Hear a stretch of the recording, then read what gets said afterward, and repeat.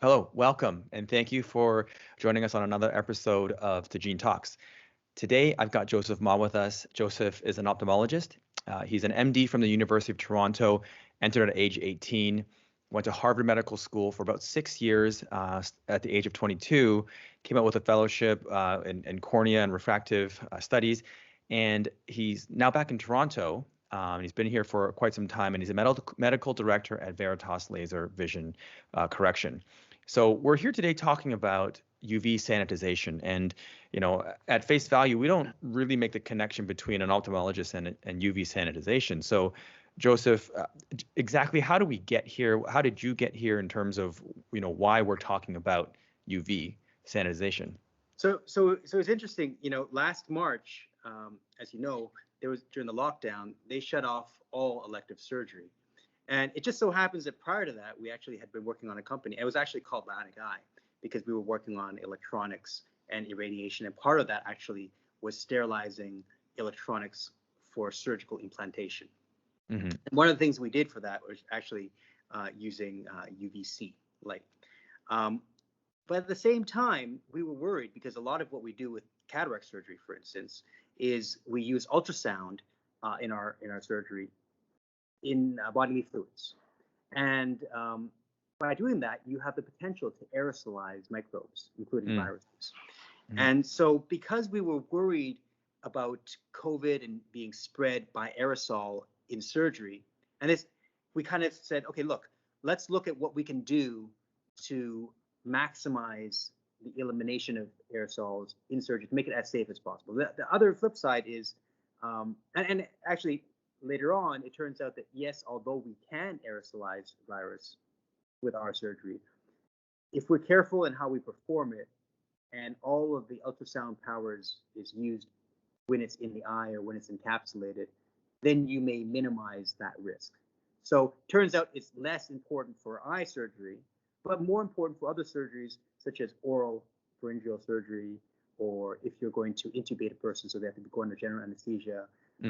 In those instances, the current protocol is you kind of have to vacate the premises for about 30 minutes to an hour. It depends on the air exchange rate of the room where you're operating before people come in to clean, because during that time, you have to eliminate the potential aerosolized bacteria and virus in the air before you can do it. So we're looking at, okay, how can we accelerate that?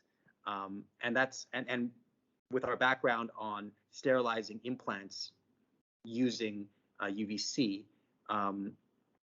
we came up with our device. And at first, when we talked about it a little bit earlier, is I was kind of skeptical about UVC. Yeah, there's naysayers out there for sure. Yeah, because when I do surgery, you heat up the instruments. You put 15 psi, pounds per square inch of pressure in, so you can raise the temperature of water, so you can be boiling this at 150 degrees centigrade, and then you heat it and you dry it just to kind of get your instrument sterile. And but you can't boil the room you're in. You can't boil the air. Right. So you can't do that. So what do you do to kind of and so to me, I was really surprised when what we did is it was shockingly effective, and we kind of demonstrated this using biological indicators that we usually use for autoclaving instruments. Mm-hmm. So that's what you have in your hand there. I have in my hand, and what we do is, like I said, we basically put it in a pressure cooker, with 15 pounds per square inch to raise the boiling temperature of water, so we can actually cook, kill bacteria, virus, any microbes, for usually about half an hour, 15 minutes to half an hour, and then cool down, et cetera, et cetera. So it's the whole cycle, if you do it properly, is about 50 minutes, sometimes longer for the drying stage, right? And for all that, the goal is actually to sterilize the bacterial spores in a sample such as this. And so we actually ran our own studies. We were kind of skeptical initially, and we ran our own studies, and with the right amount of irradiance for the right duration, we're able to actually sterilize this to the same level. Just as effectively as pressurized. And to me, that was really shockingly effective. I mean, the other way that you kind of look at it is you can imagine if someone handed you 2 cups of water, right? One, if you took a sip, it would probably burn the skin off the roof of your mouth. And the other one is cool, but you were shining UVC light on it and it's sterile, right? So that cool cup of water, assuming they were both from pond water or whatever, is actually going to be more sterile than that. That's counterintuitive. It's counterintuitive, yeah. So because you're thinking you're doing all this pressure and heat and all that, and you're able to get the same effect just by shining a light on it, right? And so that kind of convinced us that, hey, you know what, this might actually work.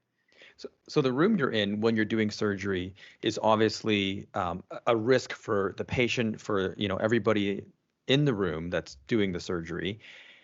When you got shut down from COVID, you had a lineup of people waiting to do surgery, piling up. You couldn't open the office. You knew that there was sterilization in terms of pressure cooking something, and so you needed to find a solution to figure out how do you start getting people in again in a safe, contained environment, if you will, right? Yeah. So the problem we were trying to address in this case initially was in the specific sort of sandbox of, in a surgical environment, how do we sterilize the air, sterilize the air of aerosol as quickly as possible, And so we designed our Mark 1 to be able to do that in really 1/30th the time. And so explain what the Bionic-i and the Mark 1 are before we get into other parts of it. Yeah. So can I like fourth wall?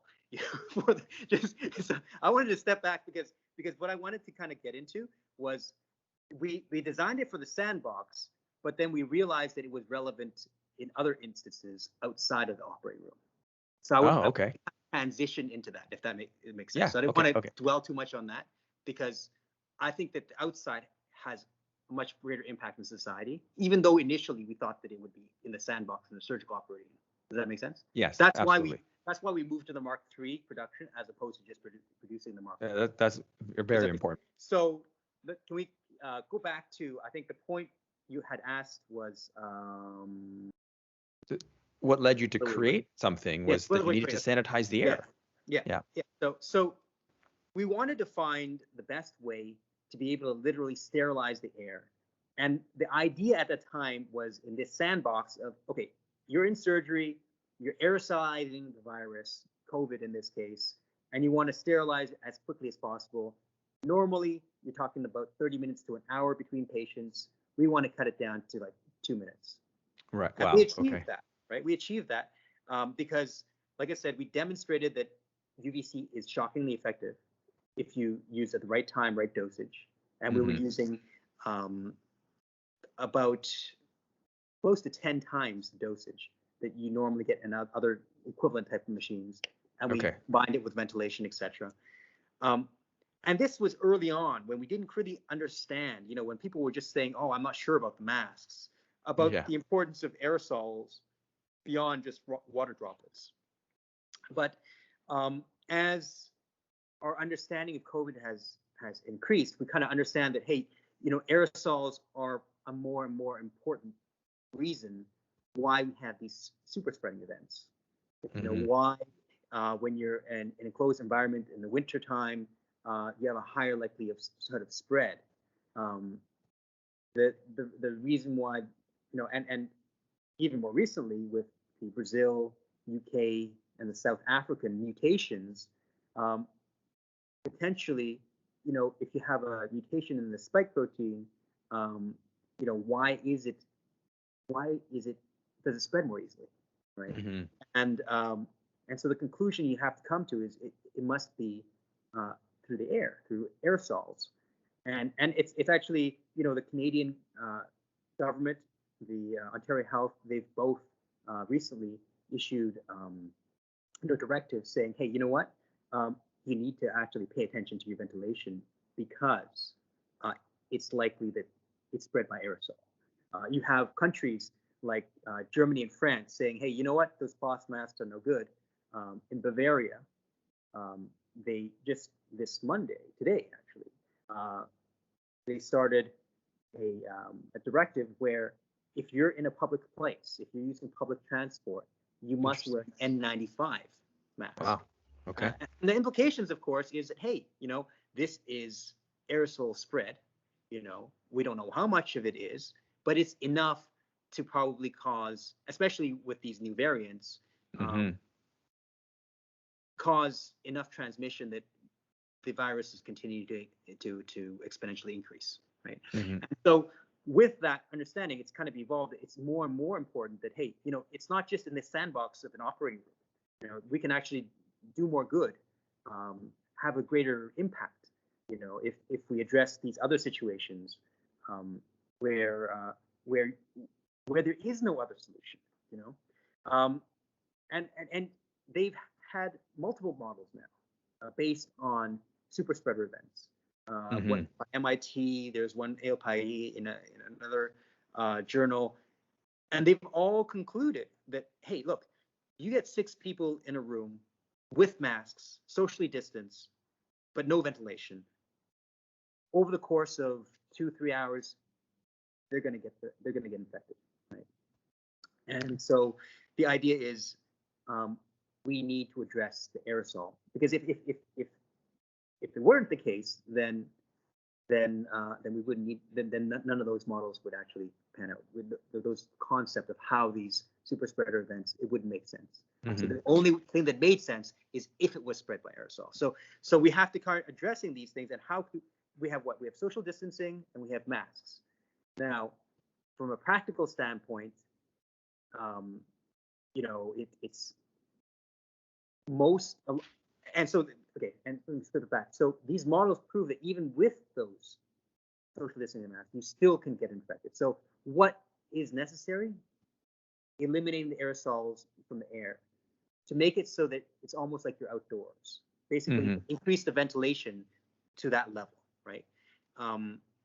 And so that's kind of how our device would fit in, right? So if you were, like, say, in a seniors residence, and the ventilation is poor, and someone is sick across, who shares maybe a mutual space, then that becomes a risk factor unless you increase the ventilation, or unless you increase the sterilization of aerosols in the air. And traditionally, the only way you could do this is you would vent it out, right, outside, or you would, increase the HVAC. But that's not necessarily practical in all cases. And so that's kind of where our device comes in, because all of a sudden you can bring our device in and you can increase the air exchange rate of a typical room by 30 times. So normally your typical air exchange rate in a home might be like 5 to 6, and we can increase it to 30, so 5 to 6 times, basically. And that's dramatic. That allows you to almost be in an environment similar to as if you were an outdoors environment, and it should decrease the risk theoretically. It's not zero, but I think it would help in addition to the masks and the social distancing. And that's why we think we'll have the greatest impact. The other thing is negative pressure. So in an operating room, oftentimes you have a negative pressure, so that if there is something in the room, you're not sort of pushing it out into the waiting areas. So that's the other special thing that our device can do. Is it's kind of normally what you need to do is you need to actually change the ductwork and the central HVAC to be able to vent it out. It would just take way too long, right? It's long, it's expensive, and let's say you have from one room to another room, it's just not practical necessarily, right? Here you can roll on for less than half the cost of what it would cost to do it centrally. You can have a roll-on device that can create this negative pressure. And the way we do it is with UVC, right? Because if you don't have the ductwork necessarily to, let's say you're in a room that doesn't necessarily have a window to go all the way outside, the only other ability is to basically sterilize that air inside. And we do that with a combination of HEPA, UVC, heat, a combination of a few things. But UVC is a critical part of that, because the alternative, like I said, is you'd have to just vent it directly out a window, or a duct or something like that. Let's spend some time on Yeah. UVC and exactly what it's doing to the virus and how it actually kills, or what's it actually doing? Yeah. So that's a great question. Let's talk about UV. UV has different effects on bacteria, but for viruses, it's basically just an envelope with DNA or RNA. In this case, coronavirus RNA, and you're not really killing it. Like you're not zapping it. You're really just causing a mutation in the RNA so that it can't replicate. So that's the goal. That's why it actually it doesn't matter. You can't. A virus can't get resistance to this. Correct. Right. You can have your different body has to fight it off. Yeah. Yeah. You can have different mutation, and it would still be susceptible to UVC for that reason. There are certain organisms that can have other mechanisms to do this, but viruses, it doesn't matter which mutation you have, you'd still be susceptible. So that's the first thing. You don't have to worry about mutations. Second thing, it's exposure based. So you have to have the right amount of irradiance for the right amount of time to get, statistically speaking, the right number of mutations to prevent it from being able to replicate. I mean, you were saying earlier, if you stood in front of this UV light for 4 minutes, you'd get a sunburn or something like that? Yeah, you can. Yes. Well, fortunately, well, you definitely have to wear eye protection.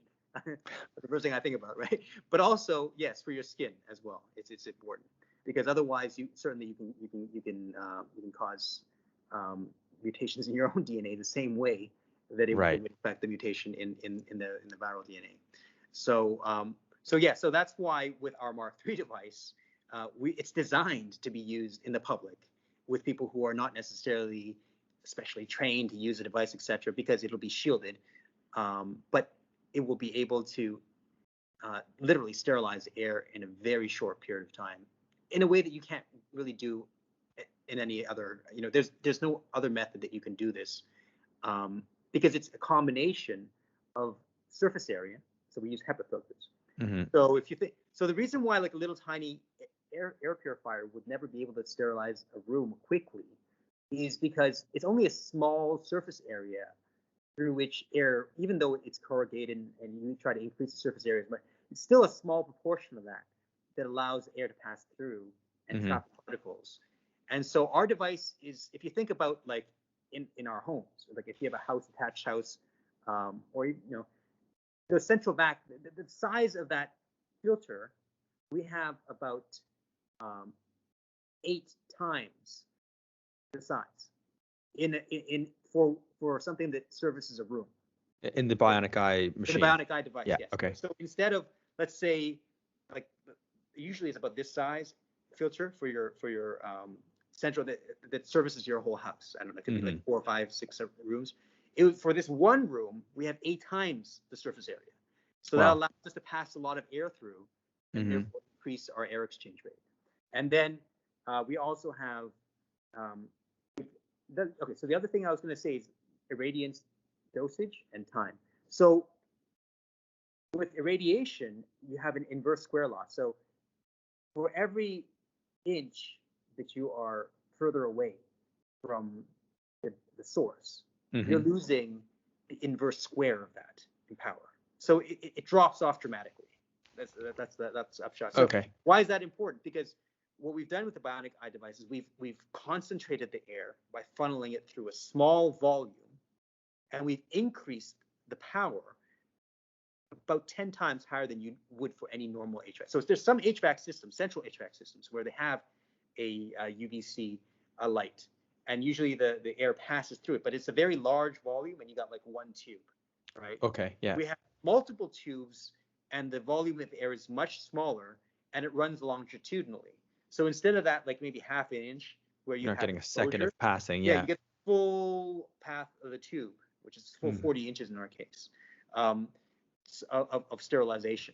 So what that means is, and it's coming from all directions, because we have not just one tube but multiple tubes. And so what that does is it gives you enough dose that you can think, statistically speaking, you will have probably prevented most of those viruses from the ability to replicate, from the ability to be infected, basically. Effectively sterilized it. Interesting. Yeah. So, okay. So we all obviously know. Maybe explain a little bit more about, how you arrived at these tubes. I mean, I think there's multiple different types of UV and how it might have been, put into systems. Exactly. Yeah. Exactly. Well, we looked at the technology out there. There's LEDs. There's tubes. There's pulse UV. There's UVC laser. Actually, UVC laser, coincidentally, is actually the type of laser, the excimer laser, is what we use for vision correction. So we looked at all these different things because we were looking at them, like I said, initially for our implant project, which was one of the original projects that why Bionic-i was formed. And we found that, hands down, the most efficient method of delivering the high enough dose of UVC to sterilize the virus in the shortest period of time is using tubes. You could do it with laser for a far distance, but the power requirements are so high that you'd end up with like a 2-ton device. So wow. Yeah. Reason there to move around. So it's the energy conversion is at this point the most efficient for UVC using tubes. Now there are these other devices that are pulse devices. They're very efficient for giving some UVA and UVB, but those are not useful for viral sterilization. I see. So, okay. So that's the other thing, is that it's important to have something that's purpose-built. Those devices were developed originally to prevent nosocomial infections, usually from bacteria, like C. diff or E. coli or that sort of a thing. Mm-hmm. And so for bacteria, they are affected by UVB and UVA because they're large and they get hot, and then they can burst essentially. Okay. But the viral particles are small, so they don't get heated up quickly because they're so small. They dissipate heat as well. So you heat it and dissipate. So you never usually get to that point where it's not like the viral particles going to explode. You never get to that point because unless you're like really, really close. But you're, like I said, it's inverse power. So it doesn't make sense to rely on UVA, UVB. The only thing that is useful is UVC. And so what we had to think of is the most efficient way to deliver UVC over a large surface area. And this is kind of how we ended up with a tube structure. And certainly we've seen, the vaccines that are, being released, something like 98% efficiency, but then this thing's mutating, and now we're seeing it drop to maybe 50%. I mean, we're kind of chasing an uphill battle here with, every year you're getting vaccine. Can everybody get it? How soon can you administer it? I mean, talk about maybe. Yeah, so I think the biggest benefit for getting a vaccine right now, I mean, there's a lot of unknowns, right? Long-term effects, etc. But the biggest benefit, I think, is in the high-risk individual, it seems to have decrease the likelihood that they're going to have serious disease. Less people in the ICU. If you were like older and you had the vaccine, there's like 95%. That's kind of what the metric is. So I think it's great for that population, right? Mm-hmm. But there are a few issues. Number one, you may still get infected, and you may still infect other people, even if you have vaccine. So that's one. So it doesn't. Okay. You still need the precautions of the mask, and you still need to social distance, because we don't have evidence that the immune system with this vaccine is strong enough to do that. The second thing is mutations. Those 3 mutations that I mentioned from Brazil, UK, and South Africa, 2 of those have a high likelihood of not being the vaccine not being as effective against them. And we would have to be facing that. The third thing is, how long does the immunity last? We don't. Right. We know antibodies drop dramatically. There's T cells. There's other. We don't really know. I think the best guess right now is at least a year. We'd be lucky, but at least a year for that variant. So if in that year there's a new variant, and this is how flu vaccine works, right? Because that's why we need to take the flu vaccine every year, is because there's so many people that there's mutations, and those mutations change, and every year it's different. Right. And so even if we're immune from this, let's say it lasts longer than a year. We think it may only last a year, 2 years, but let's say it lasted longer. If there's another mutation, then you're not protected against that fully, maybe partially, maybe not at all. We don't know, right? So I mean, there's that. And so most people believe that it's going to be endemic. Endemic meaning it's going to be around with us all the time eventually. The way the flu is, and then every year we're going to have, if we're going to do the vaccine, a new concoction of vaccines that will address the prevalent mutations out there, you know. And so, but the question is, and the reason why it's the virus is so dangerous in our population is because it's native, so because nobody has any immunity. But when you get enough immunity, then it's less likely that you're going to have these huge numbers of people who end up in the ICU, who end up overwhelming the medical system. And so the question is, how long is it going to take between the vaccines and people just getting sick, with an understanding there could be waning immunity. So you may have to be re-infected every so often. That we're going to get to that point. Nobody knows. It could be 7 to 10 years. It could be 5 years. Nobody really knows, right? But that's especially with mutations. Yeah. So those are the, and then in addition to that, beyond that, there are people we cannot immunize, like kids, right? So the new mutation through the UK seems to affect children as much as it does the adult population.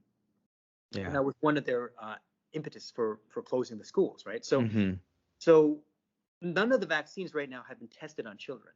So they have to run a separate trial to do that.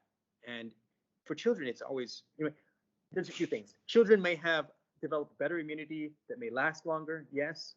They may or may not also have complications. And if a larger number of these patients have complications, then you still end up in the same issue, same problem, right? Right.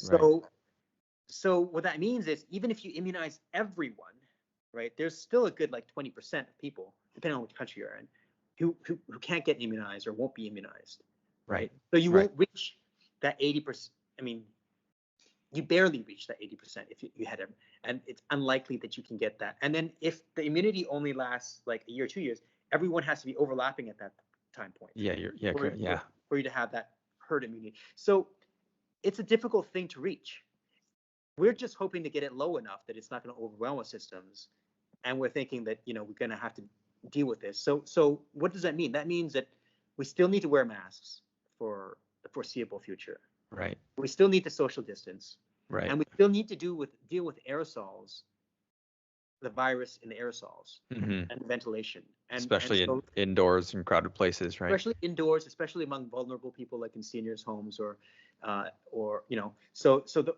those are the types of things that the other thing I was going to say, is actually kids. So if it turns out kids are just as easily infected, and if it turns out that it's more serious, we don't know yet, but then that's another big deal, because we actually know what the optimal ventilation should be for kids, because that's a well-studied thing. People were studying CO2 levels because when you have 23, 30 kids in a room, the CO2 level, when it passes a certain point, they lose concentration. Right. So they've actually done studies on this. They know what it's supposed to be. And a lot of schools, and certainly portables, are way under the recommended ventilation, oxygen level. I mean, certainly you see oxygen being pumped into casinos and malls, right, to keep us alert, shopping and gambling. So we know for a fact that there's many situations where we just don't have the ventilation that we should be having, in a healthy environment. Right. And so if it turns out, it may be important in that aspect, but right now we're kind of focusing more on where we can have the biggest impact, And so, where do you see the these machines or devices kind of starting to be rolled out? And you mentioned senior homes or long-term care centers might be a great space for them, operating rooms. But certainly, we don't hang out in those areas. But general public is outdoors and any public area, pretty much any public area where you're in a confined space. And so that would mean the reason why all these restaurants are closed is because of that. So we're talking, if you want to really consider reopening the economy at some point, we're talking about stores, restaurants, malls, pretty much like certainly like public transit, certainly anywhere where people congregate. I mean, in the interest of yeah, our business, offices, exactly, right? Exactly. Meeting rooms, public spaces in condos, like, or seniors places, or gyms. Gyms is another one because we've seen outbreaks there because people are just the way huffing people and breathe. puffing. That's right. That's right. So you're aerosolizing a lot more further, and then on the flip side, you're maybe inhaling a lot more, pre-puff, right? So that's another environment where ventilation is really core, and we're social beings, right? So pretty much anywhere that's social, where we would, it's basically somewhere where we think we can have a positive effect. And it's first seniors, but really it's everyone, because everybody has a grandpa or someone who needs some. So why are we talking about why should everyone wear masks? Even you don't see your grandpa for like a month. It's because everybody's connected to someone else. Right. So even if that person, let's say you get someone else sick and that person is young and they're not going to have anything, they may inadvertently, without unknowingly, because we have such a long 14-day. Yeah, that's the scary part about it. Unknowingly affect, a senior, or even someone who may not be a senior, but who may have diabetes or, whatever factor that predisposes them to have a worse outcome with COVID, right? So that's the reason. So really, it's any public space. And so, I mean, what are some of the challenges that you might see in getting this thing in mass marketed? I mean, are people going to start just throwing UV tubes in their HVAC systems? Are there competitors out there? I mean, how easy is it to replicate something like this? So that's a great question, because the way the airflow works is it's to the square of the duct. So you can actually increase your central system, but if your ductwork is small or the same, you're not going to get the same effect, and it's going for a long distance. You're not going to get the same effect in the target room, and so that's why we thought that this would be useful, is because you can target the areas, and like let's say the areas, let's say in a senior's home, it's not always going to be the same place, and if you can target that area, it would make sense. Now there may be some places, but it may not necessarily be. And so to basically tear down the walls and put in new ductwork, even if you wanted to do that, you'd have to do it for every single room really to cover it. And it's just not practical. And I certainly wouldn't feel comfortable just hoping that the air that comes back is cleansed. Yeah, right. Yeah. Because you don't know. I mean, facilities managers are not medical officers. They don't know the science behind it.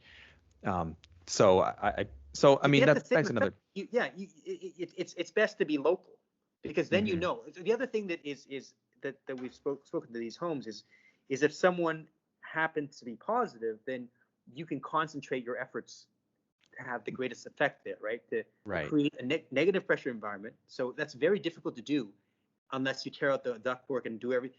But what we can do is you can basically roll on and create that negative pressure environment. And also, it's still a meeting room. Let's say you had a meeting room and there's a whole bunch of other rooms and people, offices, etc. So in that meeting room, because everyone's congregating there, you want it to have a negative pressure, right? It's the same concept. But wherever it is that there's a higher possibility that there might be a COVID aerosolized virus, you want to kind of have that device there, and that you can and you can even have more than one depending on how you want to calculate it. But the idea is that you're going to have the maximal impact, to minimize risk. Like I said, because even if you wore a mask in a poorly ventilated area, if there is high enough aerosolized COVID, or maybe a mutant that, maybe we don't know this, but maybe one of the reasons is postulated why some mutants are more easily transmitted is you might need like 100 of one variant, statistically speaking, to get sick. And the other ones, because they're so efficient, you might only need 10, right? Of that virus to get sick. So even if the aerosol was exactly the same, statistically speaking, if you could get infected with a smaller dose. That may be Right. why so even if it's not that makes it more aerosolized and everything was the same, it's just the hit rate statistically is higher. If that's the case, then it makes sense to treat or pay attention to aerosolized virus. And I mean, we're seeing right? tons of devices being installed, right? There's fever Yeah. cams, there's distance assistance, and there's forms we fill out. But I mean, I think what we're But missing they don't do anything. First of all, the fever thing is well known that not useful for COVID. It's useful for other things, like useful for SARS, because you're symptomatic when you're spreading it. The problem with COVID is you're not symptomatic right. when you're spreading it. So you're pre-symptomatic spreading it. So you could be spreading it, but no, you wouldn't have the fever. That's the first thing, right? Right. The second thing is it's not doing. So that's why you have to basically be paranoid. It's like the worst. If you're paranoid, it's the worst thing. You don't even know you don't even know you have it. So you kind of have to just assume everyone has it. It's kind of like when we had HIV and its universal precautions. You know, with glove, with blood. But in this case, it's universal precautions with breathing the air. The air around, yeah. So it's the same concept, is that you kind of have to just assume everyone has it and then treat it, because temperature definitely is not. In fact, I would say it's worse. And why is because we tried this. No, because number one, it's more likely to underestimate your temperature than overestimate it, because we're not measuring core temperature. We're not sticking a thermometer in your mouth or in your armpit. Like, why is it the kids you have to do that? Because core temperature is what defines a fever. Right. So we're shining these infrared cameras on your forehead. Yeah, on your forehead. And I know this because, when we started out, I just, there was like, when we had a receptionist there, and they weren't necessarily like paying attention. They were like, why is everyone hypothermic? The temperatures are too low. Yeah. They're lower than normal. And so you tend to underestimate. But the problem with that is not the underestimation. The problem is that you have a false sense of security. So you feel, everybody here's safe now. Okay, we can just take off our masks and just eat our pie, pizza pie or whatever. Right. And it makes it even worse. So it's actually worse. It's actually better to just have not better, but it's safer. It's the only way to have a universal precaution, because you just don't know who's infected. And what's better than that is not only to have universal precautions, but also to minimize the risk in that environment. To have, while you're indoor, the best is to be indoors, but have the ventilation high enough that it's equivalent to being outdoors. Right. That's why people were talking about why there's differentials in number of people who can gather indoors versus outdoors. It's the ventilation, essentially. And it's just that the reason why they mandated that is because, do you know what the ventilation of air exchange is in your home? You probably don't. I didn't. Right. Yeah. So there's no other way to regulate that. But effectively, though, what you want to do is to mimic the amount of ventilation that you would have if you're outdoors, indoors, at least. I mean, I think that's what we're missing. Is a scientific or a medical grade standard that we don't have in the office space and schools, and it's all just, hey, let's just stick a bunch of sensors here, do fever cams. That's the other thing. The little tiny air purifiers, right? This is what I was talking about earlier. Remember about surface area, is that if it's a HEPA grade filter, they're all about the same. And, they have those corrugations, but a very small percentage of that is a hole. And that surface area of that hole is basically that determines the flow rate of how much air purifying for any given amount of time. And no matter how powerful your fan is, you could have if you are passing all the air through these tiny holes, that limits the amount of air that you can actually filter, and therefore limits the rate of your air exchange. So the difference, like I said, that's what I was saying with like, we have the equivalent of the home size times 8 in our HEPA filtration in our device. So what that does is that massively increases the surface area, so we can maximize the amount of filtration. And filtration in that case, separate, in addition to the UV, that actually just traps the virus in the filter. And so on the other side, you have no virus, essentially. That's the idea. Right. So, but in addition to that, we're also doing the UV. right? So And I think that's pretty key as well in terms of making sure that whatever does get through is kind of mutated, so it doesn't it can't replicate itself in your that's system. correct. That's correct. That's correct. Yeah. No, Um, that's key actually. I don't want people to get confused because the UVC mutates it so you can't replicate. It's different from the mutations that people talk about of the virus that are viable. So those are viable mutations, and it's different from the inactivation with UVC. So yeah, and yeah, any mutation would yes, be inactivated if you will, that's right? correct. That's correct. That's correct. So you Hmm. don't have to worry about viral mutations because it's kind of like you almost like denatured it. It's not functional anymore. It can't be replicated by the enzymes that normally that it it uses your body's enzymes to replicate itself. So your body wouldn't be able to replicate them. Hmm. I That's mean, the idea. this is just extremely interesting because you think about there's all this talk about vaccines right now, and really it's kind of down to just blocking it from getting into the air that we breathe, and also the second wave is mutating the RNA out of it so that it doesn't replicate, so we can kind of return to normal life or go back to offices and kind of crowded spaces as well as these long-term care homes.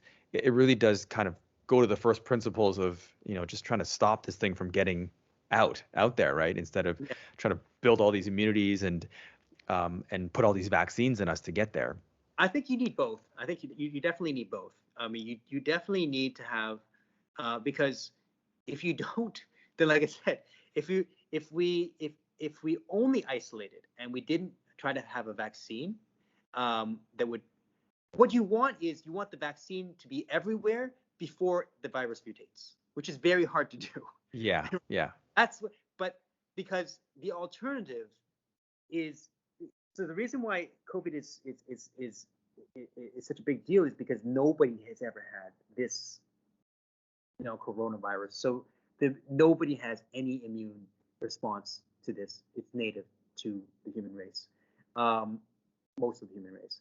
So the only way is either to introduce it slowly, so a few people get sick every year until you climb up to the point where you can treat it like a cold, right? Yeah. Or hopefully, is what we're doing is we kind of vaccinate as many people in addition to people who get sick, so we can shorten the time period when we have these waves. Because until we reach that time period of enough people, It's just going to we're going keep to keep going up having again. these waves, right? So Yeah. we're trying to short circuit that by saying, hey, look, let's say maybe only 10% of the people are have been infected, and they might, by the way, still be reinfected, and so we don't know, right? So Right, we right. don't. This is what we don't know. I mean, this is what we think.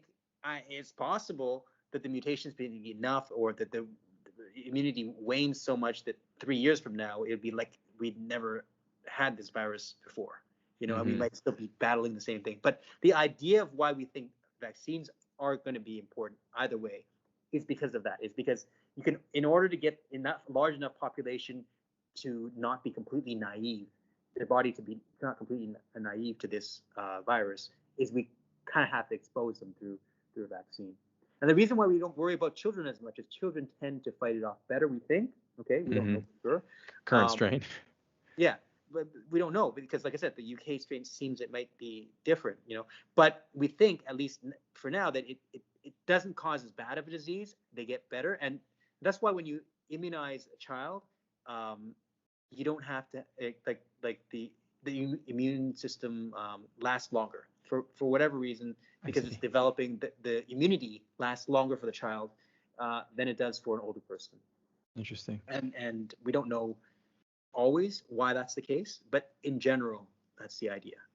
I mean, I hope to see Bionic Eye in everywhere I go. I mean, I think it's Yeah, already kind of in airports. You've gotten government funding to kickstart the program, yeah, in offices, in long-term care homes, and I hope that it just starts to become something that that we just see everywhere, so that yeah, we. and it's not just our device. It's just like this concept. If there isn't really anything out there other than what we have, but this concept of having this, I think it needs to be kind of ubiquitous in order for us to really get back into Hmm. like restart.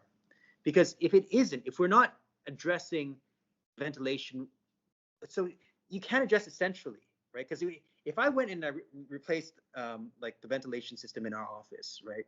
You know, the room where it's most important, right? May not be necessarily the largest room. It may be the room that's, wherever the procedures are done, right? So you really, or when you're in a, like, even in a office building, it's a meeting room, not necessarily the individual offices where the only person who's going to be there is that Right. person. Yeah. May not Yeah. be important. So if you're increasing centrally everywhere, you're really not targeting where it needs to be. So this idea of targeted ventilation, improving that dramatically, that's something that I think really needs to be ubiquitous. And we hope to be the ones having the biggest impact. But really, that's something that needs to be addressed universally, I think. And I mean, it's like your arsenal of tools, right? Your mask, your vaccination, your just filtration and cleanliness, your habits of just how you live. But anyway, I mean, this has been informative. This has been great. I mean, I really hope this is kind of on the fast track for production, so we get these things out there. We're hoping to have our first certification in February, and in offices and retail and seniors homes in the month after that, hopefully. Wow, that's fast. And expand. Yeah, we've been trying to kind of like move as fast as we can, and kind of work out, make it as safe. So the reason why I went to Mark 1, 2, 3 is as safe, easy to use as possible for those environments, because it became obvious that, like, you want to be able to make it, for something to be ubiquitous, it needs to have all those characteristics, so that it can be operate safely everywhere, pretty much, right? So yeah. So we and to be able to be adaptable easily to those areas without having to, like, train a person how to. Right. I mean, you just flip it on and then it's let it run, right?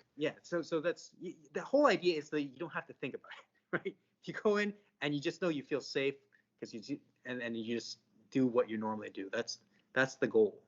That's what we're trying to do. We're trying to get back to normal, basically. I hope so.